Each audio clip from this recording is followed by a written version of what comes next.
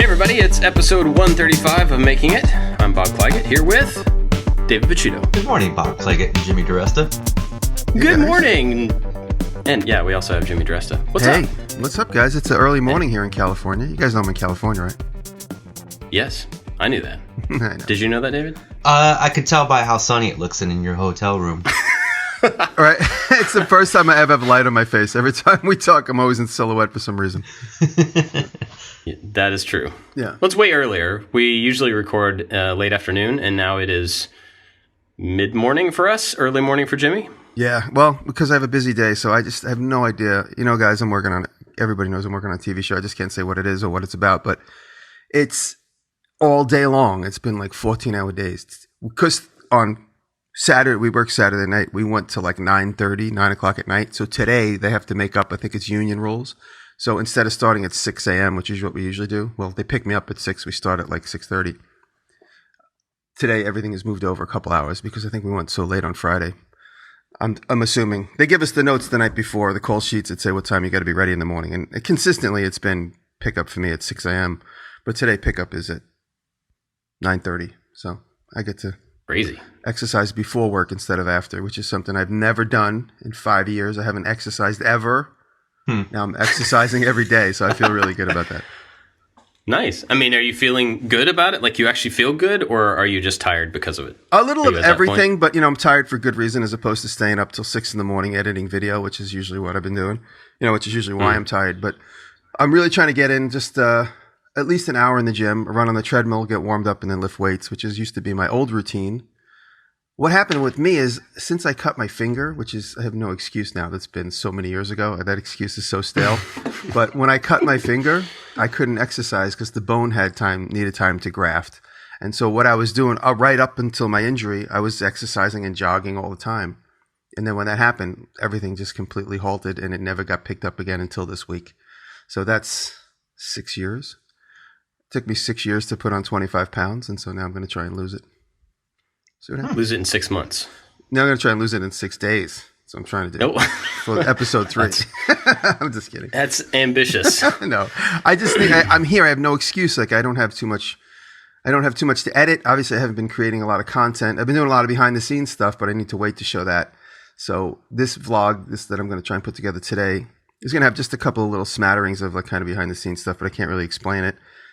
But I have no excuse. So the gym is sitting down there. They got a beautiful gym, and it's open 24 hours a day. So I can go late and I can go early.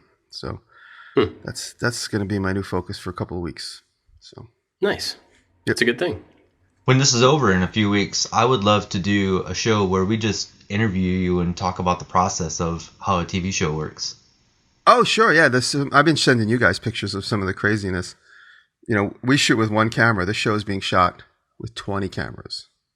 There's 20 cameras. And they got it's such a small world. You know how they say you never know who you're going to meet and when you're going to meet him again. Richard is the director of the show, a guy named Richard. And I had a meeting with him for 5 minutes in Soho 10 years ago about a TV show pitch. And now here he is, the director of the show. He came right up to me and goes, "Dude, do you remember me?" And I was like, "I'm sorry, I don't remember." He goes, "Remember we had the meeting at that coffee shop about this TV show?" I was like, "Oh my God, it's such a small world." And he had been following what I've been up to, so he really knows. Like, he knew what I've been doing, especially since my name came up on the show. All these behind the scenes guys who knew me before I had any, before I knew I was going to be involved, because they were all talking about me. And so anyway, he invited me to sit in the control room, and I sent you guys some pictures from the control room where there's like 20 cameras going on, and he's kind of calling a live edit, which is crazy. It's like a football game. While it's going on, he's kind of calling a live edit just so they have, and then there's 25 people taking notes and doing all edit notes so that when they go to really fine cut the show, they have a starting point. Wow. Yeah, I'm learning so much just hanging out here. It's really incredible. Are you learning Awesome. anything that you can apply to what you do?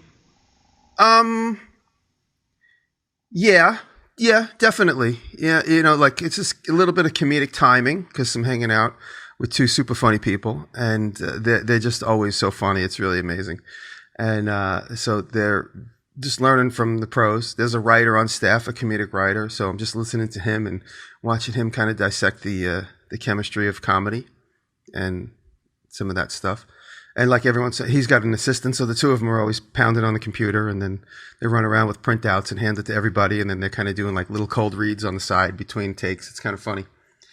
It's fun to watch that for sure. And then just the production of things and asking the technical guys like, what kind of microphone is that, and stupid stuff like that. I'm always asking questions. They all get annoyed with me, I think. I ask too many questions. But yeah, That's awesome. I'm learning so much that I don't even know what I'm learning, because I'm just like looking at everything. Yeah, it'll be that kind of thing where you're just absorbing, and then like down the road when you need a microphone, you'll be like, oh yeah, I remember that time I asked that guy that one thing about the microphone. And I'll tell you one thing. I've done 5 shows like in my life for cable TV, and this isn't cable. This is a completely different stratosphere, which is just insane. Really? Did I show you guys? I think I showed you guys the back of the call sheet. Was it the other day I showed you guys? I showed somebody on Skype. The back of the call sheet has got 150 names, and about 90% of those people are around full time. It's insane. When they call lunch, it is like it looks like a FEMA tent in a city. There's like that many people like going up to get food. Wow. And the food Crazy. is amazing. So that's why I got to stay away from the tent. Do you have any idea when you're going to be able to like fill everybody in, the listeners in on what's going on? I ask every day, and they won't tell me. They're like, just don't say anything. So yeah. I don't know. I wish. Hopefully soon. I'll keep nagging them until they. There are a lot of people involved in the show that are kind of hinting and teasing. That's what they told me, but I haven't noticed it. Honestly, I've been looking and I haven't seen anything on anybody's social media. But whatever. I mean, I'm making a show, and it involves me making stuff, and hopefully it's going to make it to air, and it's going to be good. Nice. We'll see. You're good to talk about it eventually. So yeah. Cool. David, what have you been up to? Well, I just put out the, I don't know if you guys saw the little finger joint boxes that I made. Yeah, that is amazing. Those look beautiful. I thought the old one was the one you made that you caught, like you stained it. Oh, no, yeah. So this old one, we can't find out an exact date, but it's probably around 90 years old based on eBay descriptions. But when we got the house, this box of keys was left here, and it just has like 3 dozen keys that we have no idea what they go to. And I was like, that's just a cool looking box. I'm going to set this out for decoration. And then last week when I was talking about I didn't know what I was going to make, I'm like, this seems like the perfect project. I'll see if I can replicate it. And I made about 7 of them. And then I laser etched a couple of them I tried to do the same design and typeface on a couple of them. It came out really good. I'm really happy with it. Yeah, that's awesome. Cool. You'll find I haven't seen the video yet. How did you like scan the original? No. Or did you recreate it or what? I recreated it. It's mostly typed, so I tried to find the correct fonts. And there's 3 different fonts on there. 2 of them I nailed, and a third one I got pretty close. And I was like, no. And there's websites where you can, like fontfinder.com or whatever, and you upload the font and it tries to narrow it down. And I couldn't find the exact font. And I was like, nobody is going to notice. 3 people noticed. Oh, wow. Yeah, they're like, you should try copperplate. I'm like, it's close to copperplate, but it's not. So and then there's like a little star and some rule lines on there that I redrew, and came out good. It's not surprising to me that people would pick that out, because the people that are into fonts are really into fonts. I was just going to say that. Yeah, and those are the people that nerds. I call them font snobs is what I call them to my students, and they laugh. I've got a friend who's a graphic designer, and he lives in San Francisco now. And he's the guy who land would of pick the that font out. snobs. That's what it says on the sign when you drive into San Francisco. Welcome. It's like land. Yeah.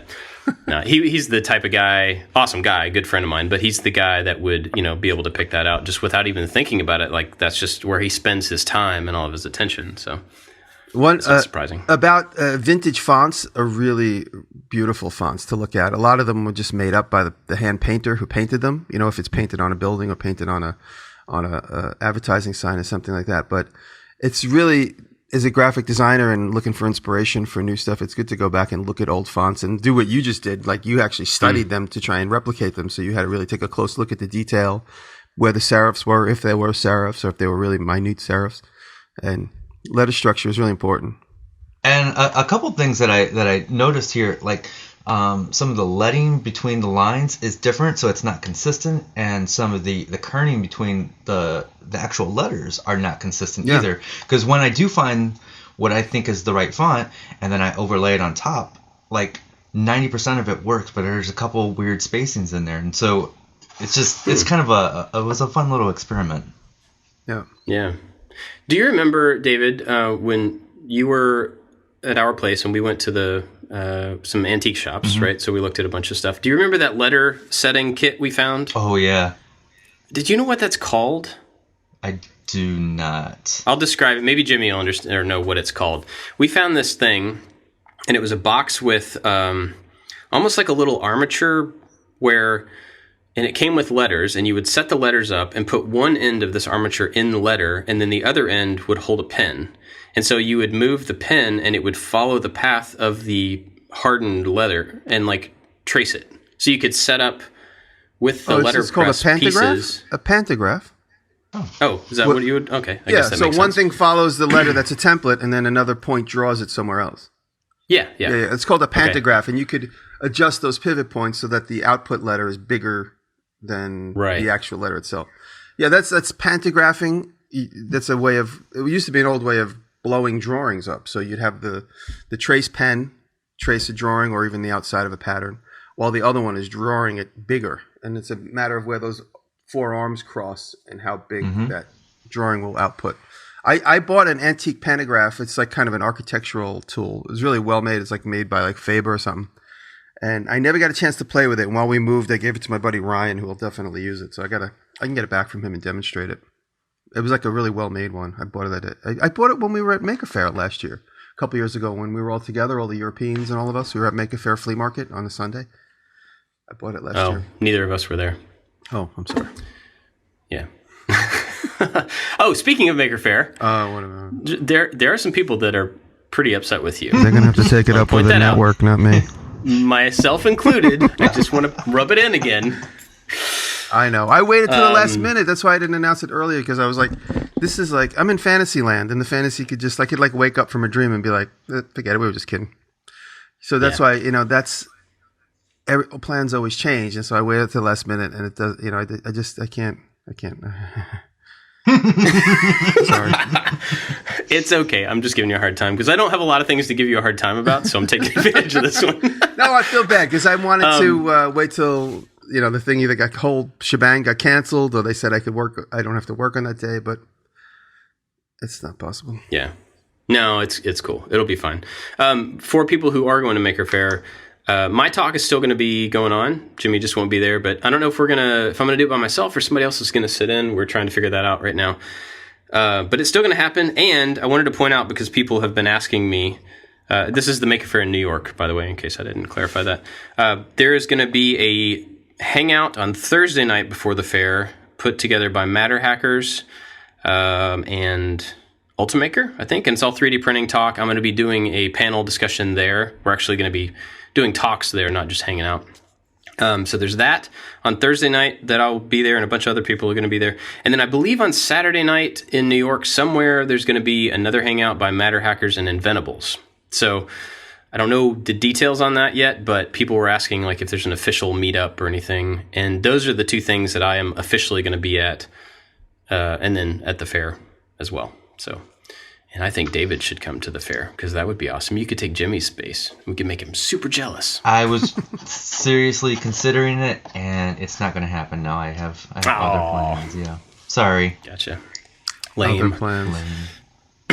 I did see though that you have committed, and maybe we already talked about this. You committed to the thing in England, Maker Central. Yes, Maker Central. I did. We are pricing flights and hotels now. And holy cow, this is going to be an expensive trip. Yes, it is. Because I think, like you, Bob, we're going to take advantage of it and use it as a little vacation as well. So we're going to visit other places.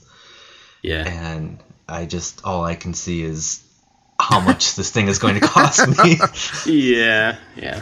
But when you get back, that money will be spent, and you'll have a pile of memories to look at and be like, oh, that was an awesome trip we went on. You have a good way of looking at phone bill with a memory. Yeah, exactly. What do you have anything that while you're over there? Do you have anything that you want to talk about that you're planning on doing, like something you're interested in, or are you guys just gonna like go around and see stuff? I have no idea. I committed, and if there is an opportunity for me to present, I will. But right now, I've just said yes, and it's in May, so I have lots of time to figure things out. One of the things I want to do while I'm over there is visit Clagett. So there's a place south of London, a bit, I don't know, maybe 45 minutes or so, and that's where my family's from. That's where Clagett comes from Clagett. Oh, yeah.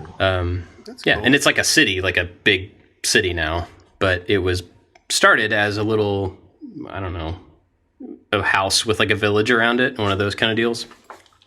And I was in London when I was 16.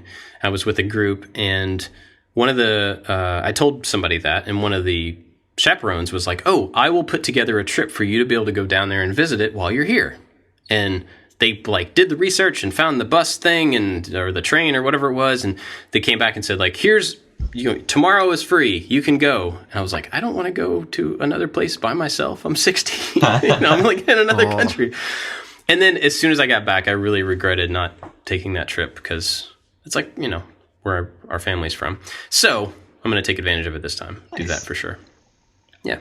But we were also talking on Instagram about, since the three of us are going to be there, I think we're probably going to end up doing a live podcast on stage. Oh, cool. At the event. Yeah. Am I invited? So, I don't know, maybe. Depends if you're doing a TV show or not. Oh, you got me. Yeah. So that'll be really awesome. But I'm looking forward to that trip, just because of the trip and because of everybody that'll be there getting together. A bunch of people are going to be there. I thought I would switch things up a little bit before we get into what we're going to talk about and go ahead and thank our Patreon supporters. Yes. Do it. So I'm going to do that. Excuse me. Let me clear my throat, make sure I say them all correctly. Wise Old Dal, Jedediah Schultz, Evan and Caitlin, Corey Ward, Malton Make, A Glimpse Inside, Works by Solo, Torbil Terry, and Make Build Modify. Those are our top patrons. Big supporters, and we are grateful for them and everybody else who supports us over there as well. I wanted to throw out an idea for Patreon supporters that, we do the after show where we talk a little bit after we finish recording, and then it gets uploaded just for Patreon supporters, and they get to listen to it. I want those people who support us there to post some questions on our Patreon page, so they're secret, and then we will start answering some of those questions in the after show. So it's like, you get to ask directly to us, and we will try to answer as many of those that way, so you can get some direct response. And they don't have to be like, making questions. They could be funny things or silly things or personal things or whatever. But you can bug Jimmy about what he's doing in LA. That'd be cool. Mm-hmm. And you can pester him about not going to New York. That'd be cool too. Man. I'm telling you, man, this is my one chance to get at Jimmy, so I'm going to do it. Yeah, you're giving him the treatment. Yeah, no, I'm just kidding with you. What are we talking about? You had an interesting idea for a topic. Yes, I've just been talking for a long time, so I didn't want to take it over. I'm going to have you continue talking. Okay, all right. So I was thinking about, I know we've talked in the past a lot about why we do things and why we make choices. And lately I've been, and we kind of talked about this last week, but I've been noticing a lot of the decisions I make are just purely because of my personal stuff. Just the way I think through things affects a lot what I do and how I do them. And so I thought it might be interesting to see if we are individually aware of how our personalities shape our businesses or the way we make stuff or the process we make. Or if we're not aware of that, maybe we can make each other aware of, because we observe each other both in this setting and on video and stuff. I don't know. I think our personalities have a lot to do with our process and with our decisions. So I thought it might be interesting to kind of just boil some of that stuff to the surface. Yeah. I don't know where I'm going to go with this, but I'm going to give it a shot. I don't either. That's kind of as far as I got, honestly. Yeah. But I could start since I have a couple thoughts right at the top. I'm very goal oriented. So when it comes to being in my shop, I know what I have to do and I know how I have to do it. everything around me could be falling. The walls could be falling. It could be pouring rain. There could be a huge leak in the ceiling, and I just ignore it. And I just know what I have to get done and when I have to get it done, especially when it's down to the wire and I'm running out of time. I'm the worst at I can completely ignore everything around me and just focus on that one thing. There are people in my life that can't do anything until this is placed a certain way against the wall, or unless there's certain things in that way, and then what my visual in that direction has to be completely neatened up. Everything around. That's why my New York City shop was always a disaster. I just didn't have the time to clean up, and I just was always focused on the goal. I mean, my upstate shop now is not a mess. I mean, Brett helps keeping it clean and helps keep it clean, and I do too. It's because there's a little bit more room to keep things a little bit neater, but that's one thing that I kind of bump heads with Taylor about. She has to have things very neat and organized, almost, I guess you might say, knolled in a way. And it's nice to knoll things when in between work. Every once in a while, I stop and I knoll the table, and I knoll means just making everything look in order, even though it might not be put away. And I thought it meant take an Instagram photo. Oh yeah, did you really? No, that's a joke. But I mean, there are so many knolling Instagram photos out there. Absolutely. Yeah. So I'm very goal oriented. So that's a personality trait of mine that kind of annoys the people around me, because it's like things could be falling, someone could crash into the building, and I'll just ignore it because I have to finish this. And it's like I said, you know what? I'll deal with that when this is done. Nobody's injured over there. We got to finish this. So I'm very goal oriented, and it's like, and even now I'm on this set, and it's funny. I have lots of assistants there's a very big lag time. And I make this joke on the set, so I go, can I get a 2x4? And then you guys will watch me pinch my shirt, and I go, can Jimmy get a 2x4? Because there's PAs, because I'm on like a very high budget show. So can Jimmy get a 2x4? And then somewhere on the compound, there's like 7 other people going, Jimmy needs a 2x4. Get Jimmy a 2x4. How big does it have to be? And then I get, how big does it have to be, Jimmy? I don't care. 7 feet, 8 feet. Jimmy needs a 2x4 that's 7, 8 feet long. 7, 8 feet long. What does 7, 8 feet long mean? 7, 8 feet. Jimmy, do you want a 78-foot 2x4? Because we only have 16-foot 2x4. I'm not even joking. This is exactly what happens every single time. I say, can I have a wire hanger? Because I want the piece of wire. And they go, can somebody get Jimmy a wire hanger? And then I could hear, like, I see 3 people talking off in the grass. They're like, where do we get a wire hanger? And I scream, go to the costume trailer. And they go, go to the okay, Jimmy needs something from the costume trailer. And then Jimmy needs a sweater. I think Jimmy said he needs a sweater. And so the other day when I said I need a 2x4 and I started seeing everybody pinch the collar of their shirt talking into the end of their microphone, I just walked. Because the place that has all the 2x4s and all the extra stuff for the show is like a quarter of a mile away. I just started walking, and like 3 PAs started running with me like, well, we'll get it. And I was like, you know what? Too many microphone conversations. And I just started walking to where the wood was, and I walked in, and I just kept I grabbed like 5 2x4s, and I stuck them on my shoulder, and I started walking back, and the one PA runs up and grabs one off my shoulder. He's like, here, let me help you. And I was just had to have a 2x4 because we were about to start the show. They put a saw stop on the set. Nobody set the saw stop up. It was 3 inches lower than the outfeed table. We had to raise the table up, and the only way to raise it up was to put it on 2 2x4s on each leg. And nobody nobody understood the sense of urgency. I had to lift the table up, and not only that, get it level with the outfeed table. There's another saw, so it had to be level with that outfeed table and the saw on the other side of the outfeed table. It's kind of like a Frank Hallworth setup where there's 2 saws opposing each other. And so and that's a perfect example of my personality trait. It's like, let's just get it done. You know what? I'll inconvenience myself for 3 seconds just to get this done, because if I keep asking and waiting for someone to do it, I'll get super frustrated. So I'll let that story sit for a minute. You guys can go. I'm sorry. You say you're goal oriented. I think I'm more happiness and satisfaction oriented. Uh-huh. I am, maybe I should be more goal oriented, but I try to do everything. Everything is focused around like what I like doing the most, what satisfies me, what brings me the most happiness, and that determines the projects I do, the types of projects I do, the type of filming I do, and I don't know. That's a major focus in my life of just trying to. I think I'm a very different person now than I was 5 years ago. 5 years ago, I think I was more of a stressed out person, more of an angry person, and trying to overcome all that, I've just become more of a satisfaction oriented type person. That's cool. I mean, I satisfaction is always is also always the goal.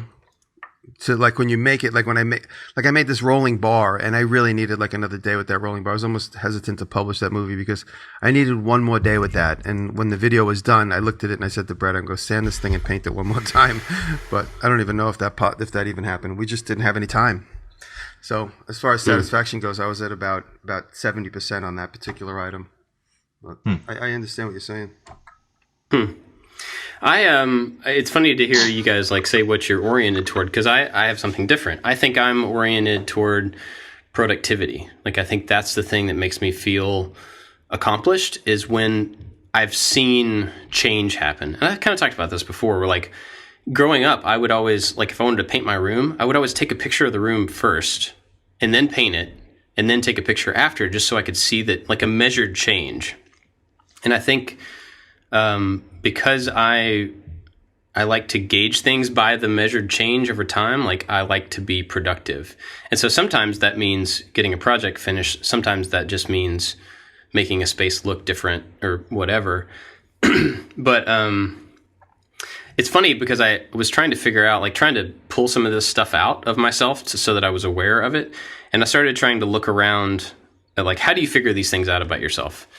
And so I have this app for my phone. It's called, let me look at it. It's called Sleep Cycle. You ever heard of Sleep Cycle? It's like a sleep timer app. And it has an alarm clock and stuff. But one of the things, it's supposed to measure like how well you sleep based on the noise that you make throughout the night. Who knows if it actually does any real information, like if it's worthwhile information. But I've been using it for a long time. And the reason that I like it is because you can create these little things, these like line items that say like today was, and there's checklists. And so you can say like I did a long run. So these are all things that I've entered. A long run, short run, medium run, exercised, stressful day. But the bottom one, the only thing that's not like exercise related is productive day. And these are things that I added years ago. And so it's funny looking back at it now because like the things that I'm measuring my day by are production. And I subconsciously put that in the app as a way to check whether I felt like the day was productive or not. And so by looking at the app, I was like, well, that's something that's obviously important to me, whether I, kind of realize it or not. So when I'm going to bed at night, I get to check, like, do I feel like I got a lot done today?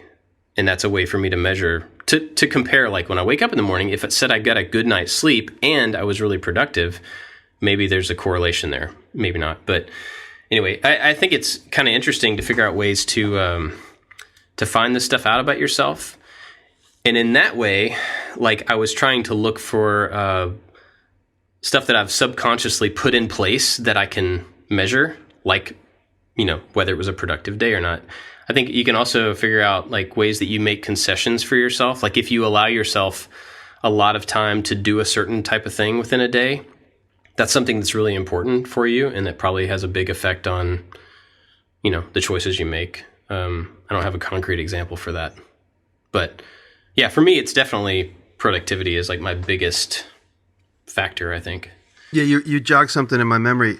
One thing I always like to do in any given day is, and Brett's been forcing me to do more to-do lists, which I usually just keep in my head, but lately we've been writing them down. We'll keep like a master list, and then when most of these crossed off, we'll start a new one and jump the old stuff back onto the new one.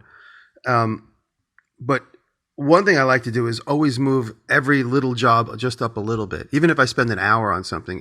If the day goes by and I haven't given like something that needs attention, that's where I feel like I haven't been productive.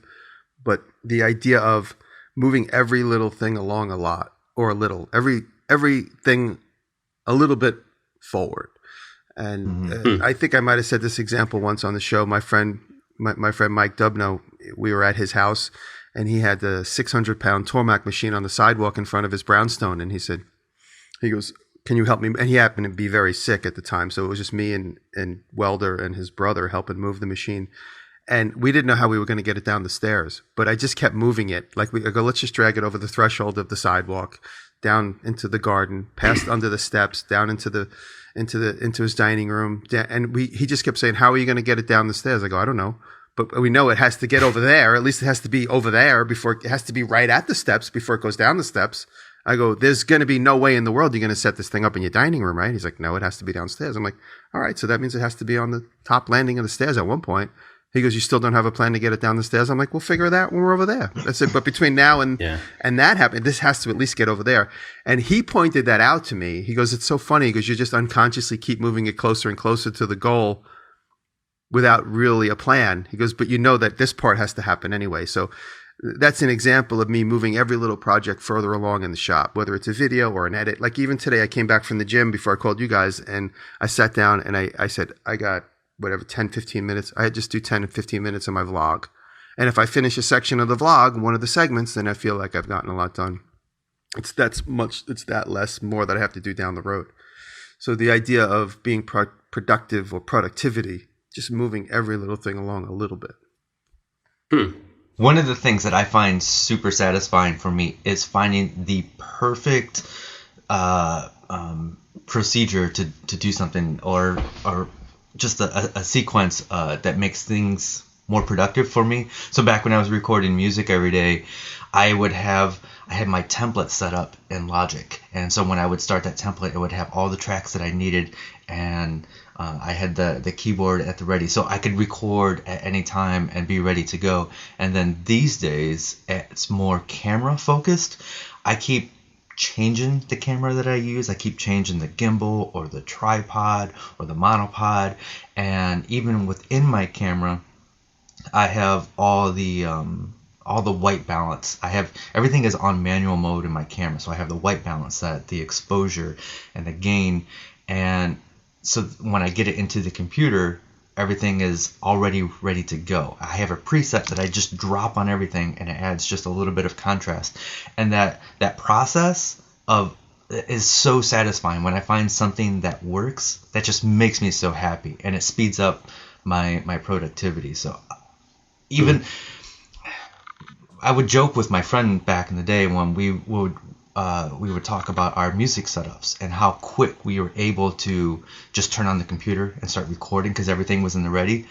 Once we got things set up, I'm speaking for myself and for my friend. We didn't even record much. That's what I was going to ask. Yeah. It was more satisfying to get to that point than to actually do the thing. And I feel like I'm sort of doing that now with my camera and lights and editing setup. But I don't know. And I'm always searching for the next best camera, something that's going to make me more productive or something that's more satisfying for me. Yeah, I mean, I think that's a thing that I do too. Like, I really like systematizing things, like getting a process in place.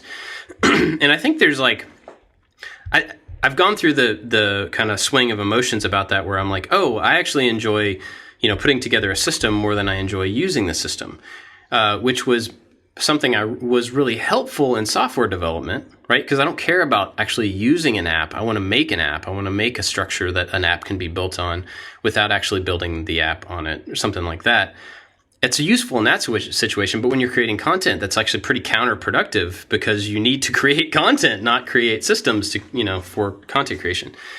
But where I've felt guilty about that kind of, or like, oh no, I enjoy, setting up content systems more than I enjoy creating content.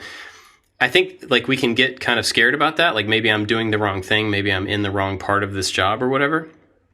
But it's really just, there's like multiple sides to content creation for that one particular example. Like you don't have to be the person that creates content. You could be a person that creates systems for content creators or whatever. Like none of those things are bad. They're just different views of like the same job and the same type of production.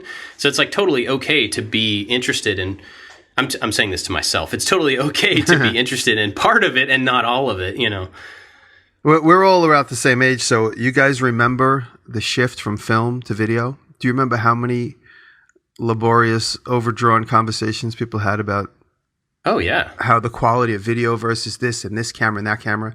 And the one thing that was always left out of every one of those conversations is a good story. Nobody ever worried about the film they were about to make. All they talked about was the Red camera or the Sony DBX100 or the Sony P9, blah, blah, blah, blah.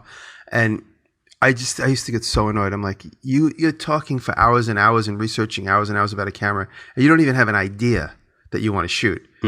And when they get it in their hands, all they do, they just shoot like cabs and traffic. And I'm like, make a movie with it. You make a movie, at the time there was no cell phones, but you could have made a movie with like a VHS video recorder, and that's what El Mariachi was at the time, So many guys just circumvented, like, because it was too much to confront. It was like too much to digest. It's like, so that's where like my personality trait of being goal oriented. I had so many conversations with friends. I'm like, we could shoot any idea on anything. And there was a couple of movies that came out, like El Mariachi and then Hands on a Hard Body. These are a couple of movies that were just shot on VHS tapes that actually got made.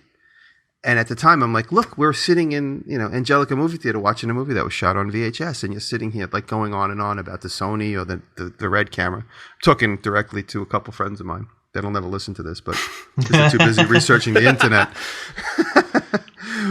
But one, I want to bring, you guys talked about cameras. Did you guys know about, and now I'm going to nerd out. I can't wait to buy one. The new Sony it's called the RXO. Did you guys know about this new camera? No. It comes out in October. Oh, I did see that. My buddy Randolph told me about it. It's to compete with the GoPro, but it seems like it's going to be it's waterproof, but it's kind of more of a studio setting and less of like an action camera, but same super size. high end. What, like $1,000 GoPro? Yeah, it's actually right now it's for sale for like $700 or $600 on Amazon pre-order. I might just wait till it's available to get it, but yeah, I definitely want to play with it. It's got 600, 700 frames per second slow motion, so you can get some like real good slow mo. So I don't know, maybe I'll do some slow mo dust shots. You made some good points about the transition from film to digital, and the same thing happened with photography. There was like, oh, you could shoot film, you could shoot digital, and music, you could record the tape or you could record digital. And now I see it in making, where you can buy all the latest CNCs and laser engravers, but those things don't do anything unless you actually create. You need to have that story. You need to have that centerpiece. You are the brain for that thing. Your brain is the brain for that thing. It's not going to do anything for you. Yeah. I mean, I can say that I'm definitely guilty of falling into that same trap in different ways of just saying like, well, I don't have and I talked about this last week. Like, I don't have the blank that I need to do that. And so I just freeze. And I try not to fall into that trap, but that's my natural reaction to like say, well, I don't have I want to make a table, but I don't have enough walnut to make it the way I want to make it. So I'm just not going to make it. Like, I still need a table, right? I still should just like do it out of pine and do it and then come back later and make another one or something. But I definitely do that. Maybe it's a different thing, but I think there's something about that is both good and bad. Like this is another thing I've recognized about myself for this topic, is like there's part of me that, a smaller part of me that wants to just like, okay, let's just get stuff done. I'll go and make a table with whatever I have on hand. There's another part of me that says like, well, let me think through this fully. Maybe this is a completely different topic now that I'm thinking about it. But there's part of me that says, let me fully think through this table before I cut any wood, before I do anything, to think all the way to the end of it, try to solve some problems ahead of time, so that I can avoid some missteps along the way. Or I can come up with like a more unique solution in the end because I've thought all the way through it and tried to like add some special features or something. The good part about that is that I potentially will end up with a much better final product, right? With maybe something unique to it. The bad thing is that I spend a whole lot of time thinking before I do anything. And there are several projects that have never even seen the light of day. They've never gotten started because there's got to be more that I haven't thought about yet. I'm going to suggest you fold time back on itself and you make and think at the same time. Whoa. You have an extra day. I do. And that is well, I mean, you're joking, but you're that's what you do. You think on the fly as well as pre-plan, right? You think and you make changes as you go and stuff. I'm like, I know I got to make a table out of wood, so I get wood, and then I start making, and then I think about what it's going to be. Yeah. But you like make decisions and No, you I don't. modify things as you go, and it ends up being great. I have a hard time doing that naturally, so I try to stretch myself to do that. But that's definitely not my kind of natural tendency. Yeah. A mental change that I've been trying to do lately is a lot of times, whether it is making something in the shop or problem solving something in the house, is when somebody asks me, like, hey, can we do this, or is this possible? My first reaction is always no, and then no because. And I'm trying to stop myself from doing that and say, let me think about that. I'm trying to approach these problems in a different way instead of immediately saying no. Because I look back and I'm like, I'll think about it like an hour or two later. I'm like, why did I say that? I sounded like a jerk. I should have given it some thought, you know? Have you, maybe this is not related, but have you ever seen that movie Yes Man? I'm not sure. I don't know that I've actually seen the movie, but the premise of it is the guy was super negative and would always say no. He was self-centered and he was very, no, I'm not going to do things for other people. I'm not going to answer your question, whatever. Me. And he decided to start saying yes to everything. That's what I do. And so the point is that like it dramatically changed who he was and what he got into and the places he went and the things he got to do because he was willing to say yes to stuff that that didn't benefit him or wasn't comfortable for him or whatever. I mean, I don't know that that's a great way to live because that could get you in a bad spot. But it is an interesting idea. Right. Like, from the perspective of, well, for me personally, I get a lot of ideas for projects from people over YouTube. Leave them in comments, and I'm constantly just looking at that like, no, why would I do that? Like, no. I never say that back to them. I usually just leave it unresponded to. But in my head, I'm like, no, why would I make it? Like somebody said the other day, make a bird cage, a large bird cage. No, I don't have a bird. Like, why would I do that? But if I can back out of that for just a second and be like, okay, no, I don't need a bird cage, but maybe there's something there. Maybe there's some cage, some container that I've never thought about making. How would you make a bird cage? Like, what are the mechanics? What are the needs of that? And how can I use that in another project? See what I mean? Mm-hmm. Like, instead of just being what you're saying, instead of being resistant to things right away, at least take a breath and look at it like, is there something worthwhile here? Is there something that could be good for someone else or me? Or I have a suggestion for both of you. Take take a place card, like a playing card, and write, like spray paint yellow on one side that says maybe and green on the other side that says yes. And every time somebody says something, you just go, maybe. Yes, maybe. Yes, maybe. Like when you're with your spouses, like, hold it. Can we add an extension to the house? Just say maybe. Maybe. Don't say yes because it's too expensive. Say maybe. And then well, say, okay. The key I have to go and wind the hose up. I'll be right back. And then you get out of the conversation. Well, see, the key is to paint both sides of it the same color and put maybe on both sides rather than a yes. That way you can always, you can never be wrong. You can just say maybe. That's a great idea. Pro tips. That's the magician in you. That's great. Well, you guys have any other like personality traits about yourselves that you've, or about, let's flip it around. Do you see anything in the other two of us that you think has a big effect on what we do and how we do it that we've not covered already? I'm not sure I completely understand what you mean, but I will say this. When I do make something, or when I'm working on something, I will question, like, I wonder what Bob would think if I did this, or I wonder what Jimmy would think if I did this, or like, how would Frank Howarth do this? I always kind of, when I'm making things, I have these other people in my fake audience watching. Oh, that's true. I do that same thing as well. Like I compare myself to some of the people I've been watching or some of the things I admire. I mean, I'm going to recommend this old Tony because he and I did a little collaboration together. And whenever I'm at the CNC machine lately, I've been thinking like, how would Tony do this? Or, what is, he makes things, he's like so like precise, but in a playful way. He's like, he makes machining fun and interesting. And I try and take a playful approach, and I'm just like a gorilla at the CNC machine, so I have a hard time getting outside of my gorilla suit and just going back to being more precise. But yeah, I definitely have those same sort of things. But when I think of you two guys, I think of Bob. I think of you like analytical and taking the very analytical approach. And Dave, I think of you as a latent comedy writer, like trying to take comedy to the screen for what it is you're working on. You know, that's kind of like my general. And Bob, I see you more as like a college professor, and Dave, I see you more as a comedy writer. As a college student. No, seriously. I mean, like when you know, like the broad stroke of the two of you guys as far as personality traits go. Interesting. Let me jump back for a second. You're talking about like imagining these other people in your audience.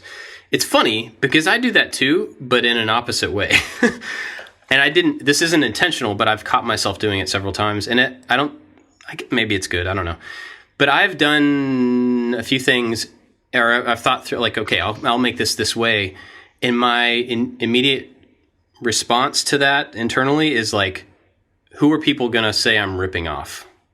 So like, if I'm going to do it this way, we all do that too. We think of the haters.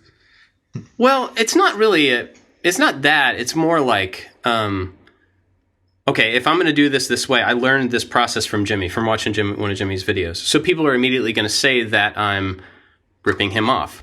You know, I'm learning from whatever. But I'll write you a note. You can show the note in the corner of the I'll hold it up and like, he gave me permission to do this too. No, but the point there is that I think that actually challenges me some ways, because I use that as a way to say like, okay, if I've seen Jimmy do it this way, is there a way that I can like take it further? I can do something different, but use the same knowledge. And so I think it's good in that it forces me to, by comparison, to try to do things like take the knowledge that I've seen from somebody else and do it in a little bit different way to make it more unique. A specific example of that is, so a while back I made like a spinning caddy for like a bunch of paints and adhesives and all this stuff from my old shop. And it was, you know, I had to cram a bunch of stuff in a small space. And I didn't look for any inspiration for that. It was just like off the top of my head, hey, I'm going to make this little thing. And there were a bunch of comments that said, oh, like way to straight rip off Adam Savage and his thing. And I didn't know what they were talking about.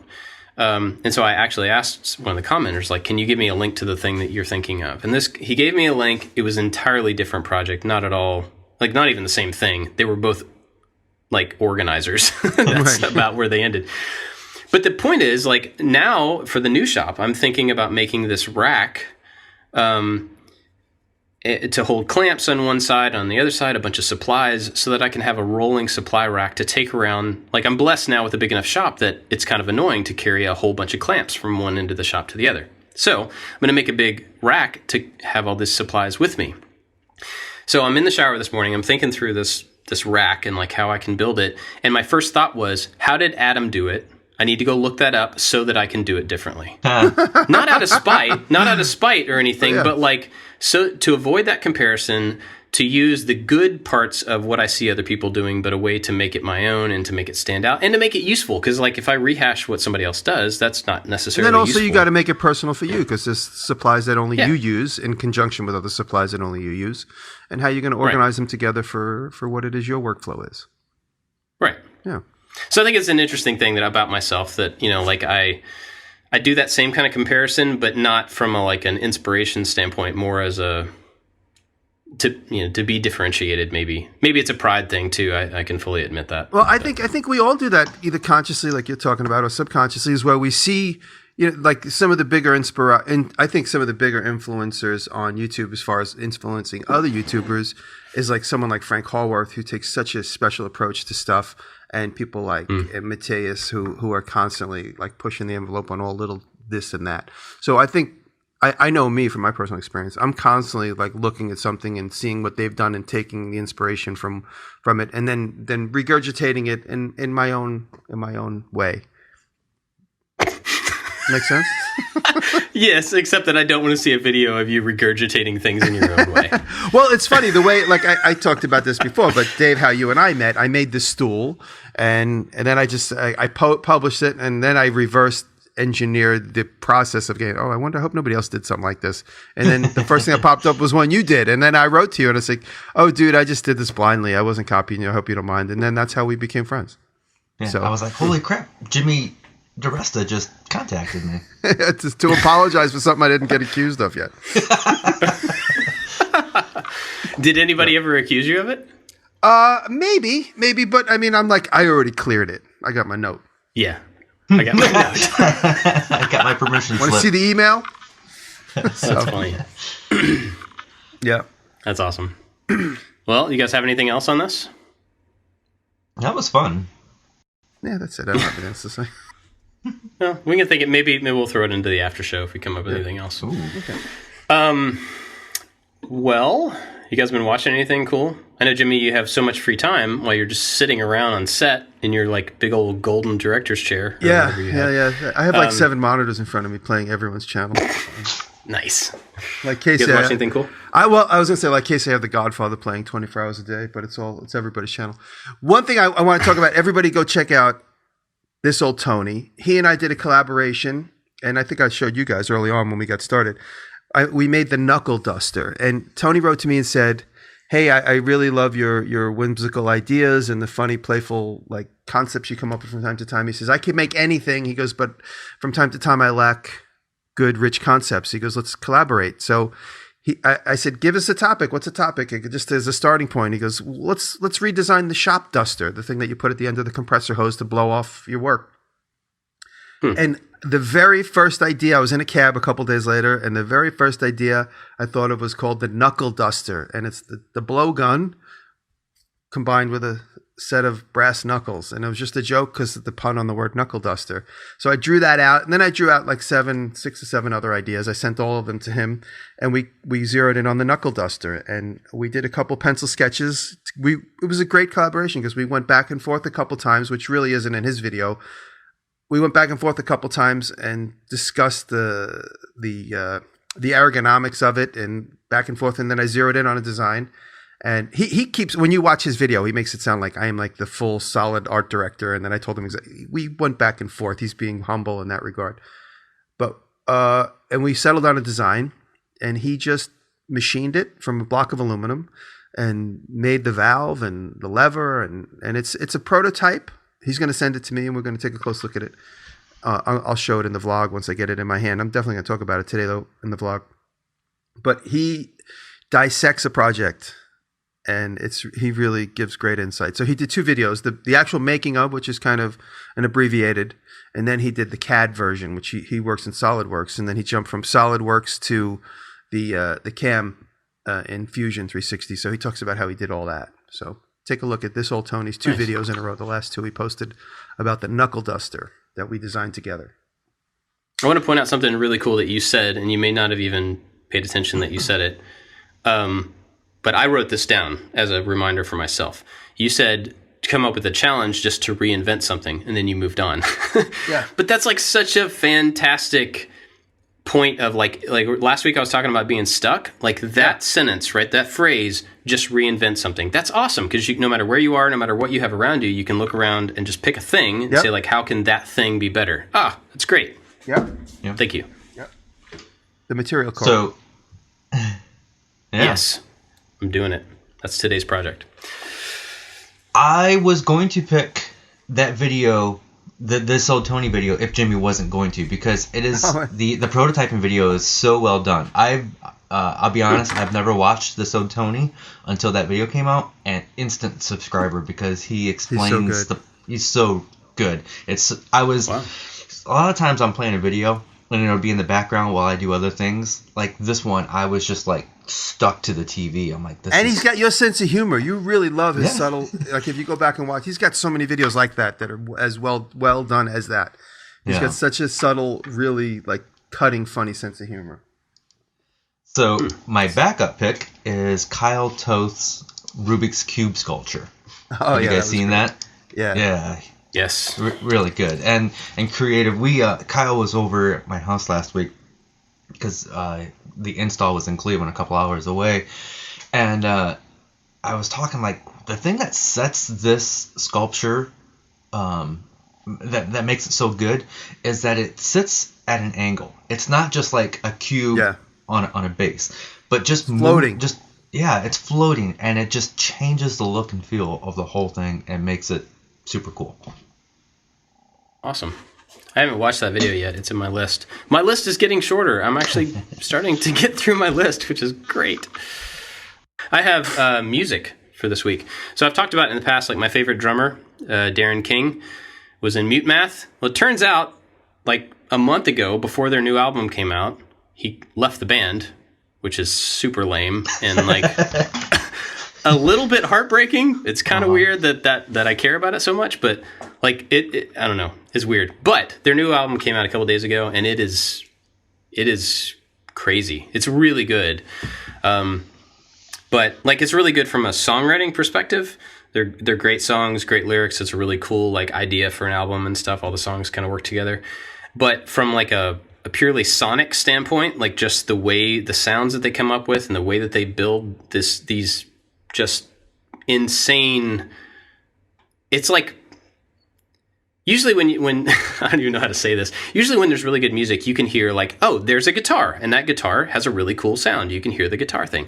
There are points in this album where all of the instruments are happening at the same time on the same note, and you can't tell what is what, but it sounds awesome. It's just like this just mash of instrumentation and effects to a point to where like the song has a sound rather than the instruments having a sound. Not really sure how to explain that, but if you like really well produced, really interesting stuff, you should definitely at least just listen to the album. You can stream it for free on like Amazon and stuff, so you don't even have to buy it, but you should definitely go listen to it. It's called Play Dead, and it's very good. Oh, another thing I want to point out real quick. I don't know, you guys don't have Amazon Echoes, do you? Nope. Google Homes. Boo. Anyway, I'm just kidding. We have several of them, and they released a feature that is super cool, and it's multi-room audio. So we have, like, I have one in my office, little Echo Dot. I have one in the shop. We have one in the kitchen, one in the living room, because they're pretty inexpensive, the Dots. And so now you can create groups, and you can say, like, hey, little, I don't want to say her name because she'll light up in here, but hey, little Amazon person, play so-and-so in the basement. And then all of the ones that you have in that group will start playing the same song synced up. So you can walk from room to room. And it's just like the Sonos speakers. I know this isn't anything new, but it was a feature that they added for free. It's just like super cool. I have a question for you guys. Now that you have somebody listening to you 24 hours a day, do you open up your computer to Google and it's like the last thing you talked about with your wife shows up without you even typing it in? Stuff like that happen? No, I am not one of those people that are worried that technology and the government is watching my every move. Yeah. If I was doing something illegal, I would be worried about it. But if they're really that interested in the conversations that my wife and I have, then they're going to be sorely disappointed. No, like, so, you're like, I think we need a new lawnmower, you know? And you open up the computer and it's like, on the sidebar, it shows 5 new lawnmowers. And it also says, are you 50? Are you balding? Like, no. Jimmy, can I ask you a question? Yeah. On your laptop, do you have a piece of tape over the camera at all times? No, not right now. No, but once in a while, you know what happened to me about a month ago? The green light was on, and I didn't have the apps open that would have the light on, and I'm like, what? And I was like holding my thumb over it, trying to figure out why it's looking at me. And I should have just asked it. Yeah, please don't look at me anymore. No, it was I didn't realize it. It accidentally got turned on, and I got rid of the icons. I can't find it. It's the photo booth, and I never used the photo booth, and the photo booth somehow got opened. So if you do, I don't know if you do any keyboard shortcuts, but if you do like Spotlight to open Photoshop, I put in space PH, but photo booth is the second entry there. And so if you were doing that to open Photoshop, you could have accidentally opened. Yeah, it somehow got opened. But like I said, I didn't recognize the icon because I never look at it. And then when it showed up, I made sure I deleted it. But that was scary though. I was like, "Why? Okay, who's looking at me? What there are two types of people in this world: the people who put tape over their laptop camera, and the people who don't." You want to hear something funny? Yeah. Because I was like in the invention business for a long time, and once in a while I develop products. My friend goes, I have a really great product. I'm like, what is it? He's like, eye patch. I'm like, okay, what is it? And he goes, it's like you get a little pack of tape and it's like a little dot. You put it over the camera. I'm like, oh, you mean like you just fold a business card and cover your camera with it? It's like, yeah. I go, no one's buying that, dude. You would be surprised. There are on far Shark worse Tank products out there.